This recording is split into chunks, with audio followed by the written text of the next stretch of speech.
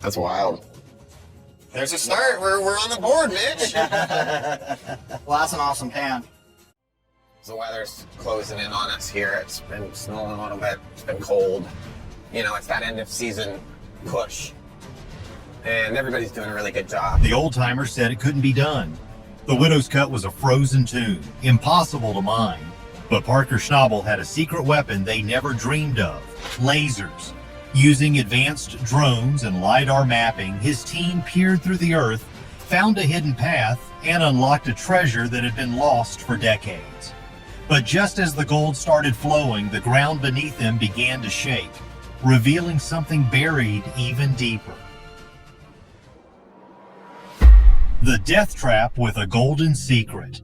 In the insane world of Klondike gold mining, there are places that even the toughest crews won't touch. They have names that get whispered around campfires, attached to stories of broken equipment, financial ruin, and terrible accidents. It went on being fairly prosperous. Gold continued to be found. The Widow's Cut was one of those places. It was a collapsed mine shaft so dangerous, so famously unforgiving, that trying to mine it was seen as an impossible mission. It wasn't just superstition either. The place was a geological nightmare. First off, the entire area was buried under deep permafrost. Now, this isn't just frozen dirt we're talking about. This is ground that has been frozen solid, as hard as concrete, for thousands of years. Thank you for getting this done. Really means a lot. Like, it's a huge amount of ground, a huge amount of logistics that we're not used to dealing with that you guys fought through. Any attempt to dig into it carried the constant, terrifying threat of multi-ton chunks of frozen earth and rock suddenly breaking loose and crushing anything or anyone below. If that wasn't scary enough, there was the constant risk of a catastrophic flood. Just a little bit of meltwater or a hidden underground spring could turn the shaft into a watery grave in seconds, wiping out millions of dollars of heavy machinery. It was a place where one wrong move could end your season or your life. But Parker Schnabel saw something nobody else did. Most miners looked at the Widow's Cut and saw a guaranteed failure. Parker Schnabel looked at it and saw the biggest opportunity of his life. That's just how he's built. Ever since he was a kid learning at the feet of his legendary grandpa, John Schnabel, Parker has been a gambler. He's always pushed for bigger goals, more land, and more gold than anyone thought possible. I expect a bit of calibration problems on this ground of like our process and figuring out the most efficient way of doing things, right? Like I expect those problems. While his rivals like Tony Beats might rely on decades of old school experience, Parker combines that grit with a relentless, youthful ambition. He wasn't just trying to have a good season, he was trying to hit a 7,000-ounce goal, a number that would cement his status as the undisputed king of the Klondike. Seeing the Widow's Cut, a place feared by all, wasn't a warning sign to him. Truth be told, it was an invitation. He figured that if nobody else had the guts to tackle it, then whatever gold was down there was his for the taking. It was a massive risk, betting his entire operation on a geological death trap. But Parker was about to prove that the biggest risks come with the biggest rewards, and he had a secret weapon the old-timers could never have dreamed of. Faced with an impossible challenge, Parker decided to fight smart, not just hard. Instead of waging a brute force war against the permafrost with dozers and excavators, he brought in the big guns, high-tech eyes in the sky. Parker and his crew unleashed a state-of-the-art LiDAR system, a piece of technology that is revolutionizing the mining game. You see, LiDAR stands for light detection and ranging, and what it does is almost like magic. It shoots millions of laser pulses down at the ground, creating an incredibly precise three-dimensional map of the terrain. They paired this laser technology with advanced drone mapping, flying over every inch of the forbidding landscape. This combination gave them a superpower. They could see through the thick trees and overgrowth, mapping out the contours of the earth in a way that was previously impossible. It was a massive advantage. While other crews were guessing and drilling blindly, Parker's team was building a perfect digital model of the Widow's Cut. But right now, it's an added cost. And, you know, it's not ready to be sleuthed, but we can make it ready with a bit of ripping. They were looking for a weakness, a hidden path, a secret way into the treasure chest. And then, as the data poured in, they found something that had been lost for decades. The breakthrough that the lasers provided was stunning. Hidden under a century of tangled wilderness and debris, the LiDAR map revealed a perfectly straight man-made anomaly, a collapsed vertical shaft. It was a forgotten relic from the original mining operation, completely invisible to the naked eye. Their precise measurements showed it was over 40 meters deep. That's more than 130 feet straight down into the darkness. This was it. This was their secret entrance. Instead of trying to dig a whole new ramp, which would have been a costly and dangerous battle against the permafrost, they could use this existing shaft. The plan was terrifying but brilliant.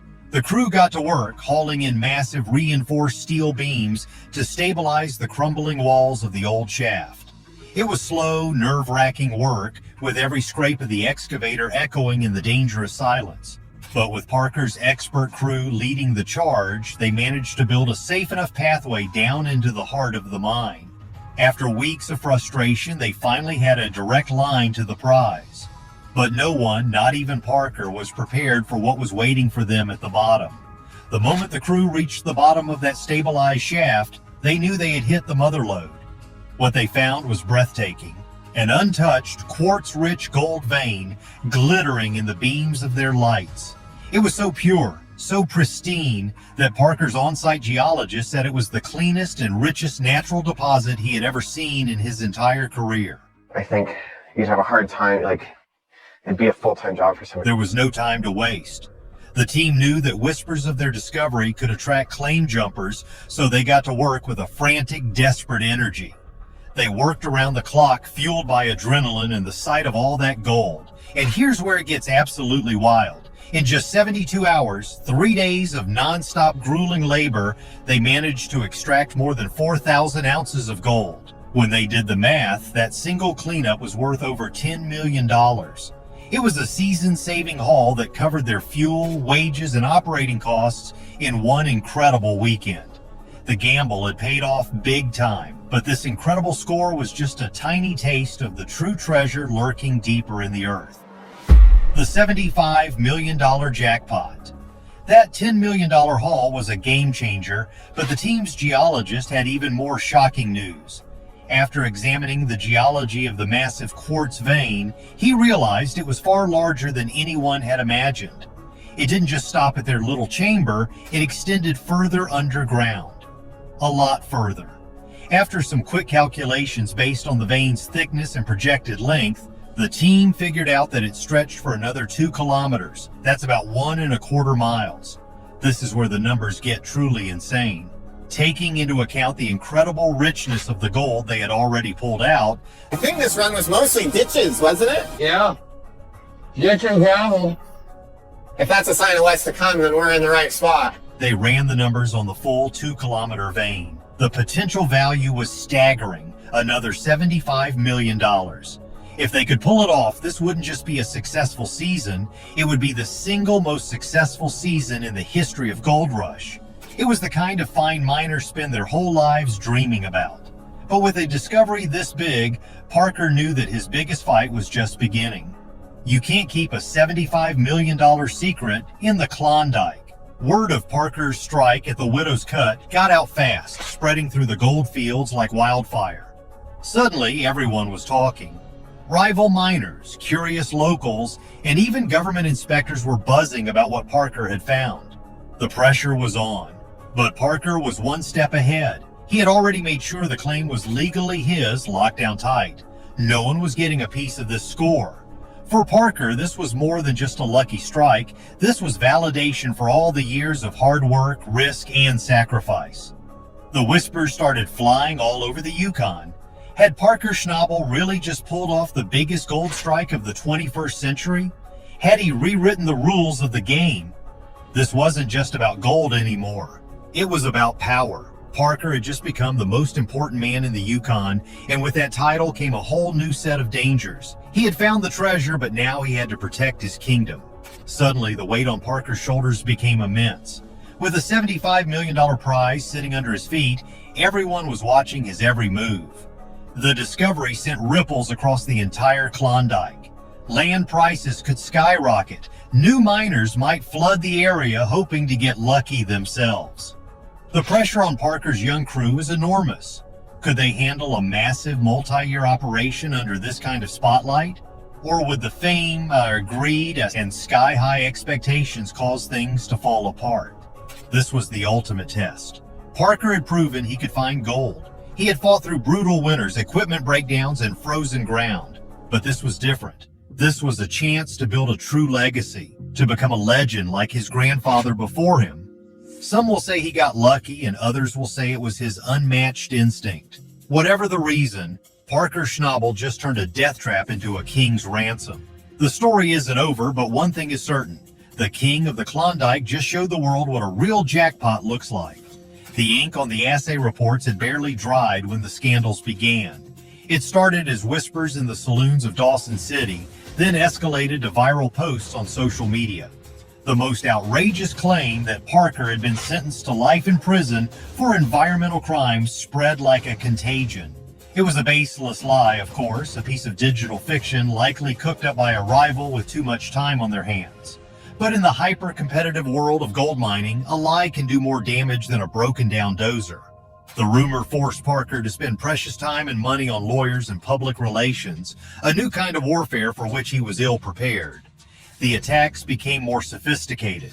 A shell corporation with ties to a shadowy international consortium filed a lawsuit challenging the legality of his claim on the widow's cut. They produced a series of forged, century-old documents that seemed to give them a legitimate claim to the land. Parker, who had always settled disputes with a handshake or a shouting match, now found himself entangled in a web of legal maneuvering that threatened to bleed him dry before he could extract another ounce of gold. Condescending advice in public while quietly fanning the flames of the legal battle behind the scenes. The pressure was starting to crush everyone on Parker Schnabel's crew. At the beginning of the mining season, things had been smooth. Everyone worked hard, joked around, and believed in the dream. But now everything had changed. The easy friendships were gone, replaced by frustration, suspicion, and quiet resentment. What should have been a season of celebration had turned into a boiling pot ready to explode. Parker and his team had pulled out $10 million worth of gold from the widow's cut.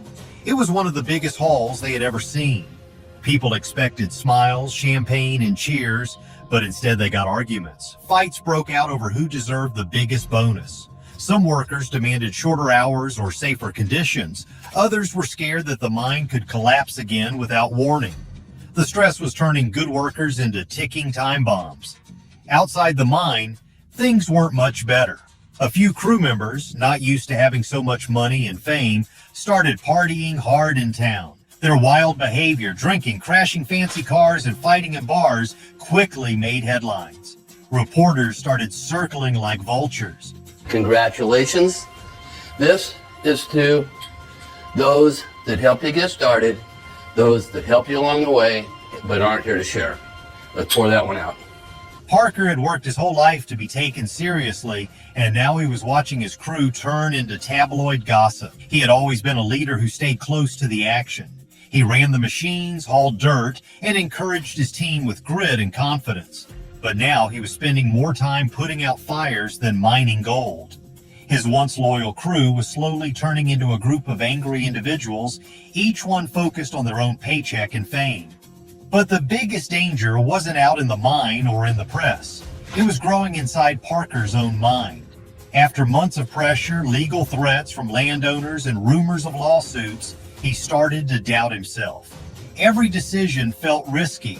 Every comment from his team sounded like an insult. Every shadow looked like a trap. The more he tried to hold it all together, the more it felt like things were falling apart. The gold from the widow's cut had made Parker a legend. People were calling him a genius, a modern-day prospector who struck it rich with nothing but guts and lasers. But Parker wasn't celebrating. He felt like a king under attack, trying to defend his castle from all sides. The dream that had once excited him now felt like a prison. And deep down, Parker knew one terrifying truth. Finding the treasure was the easy part.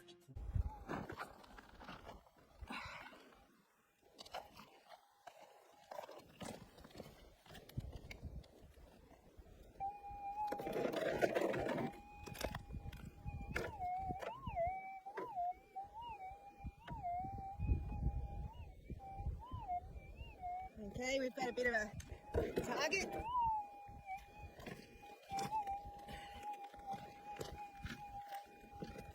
And because I'm videoing it, you watch, it won't be a nugget.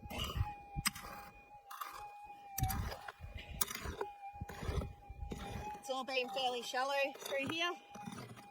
So I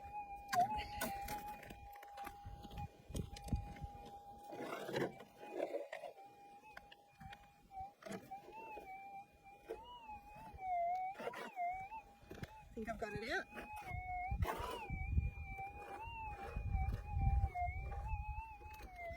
I'm not used to working open mic.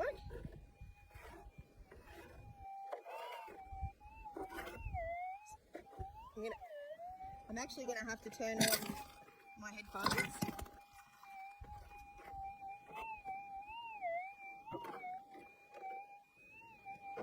I think, because I really don't like open mic.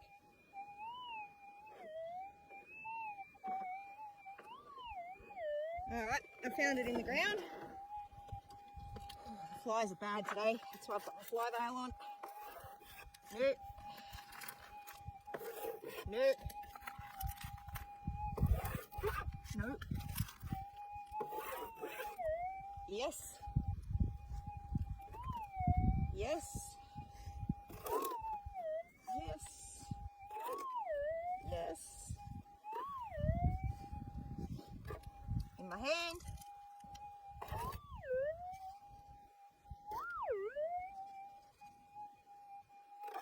It's in my hand.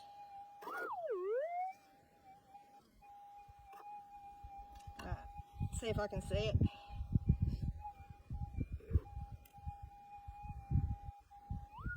I can see it. It is a tiny little piece of gold. Hang on, I'll show you. Sorry everyone, I'm not good at this. So that's a little bit of gold. 0.1 maybe. Too small.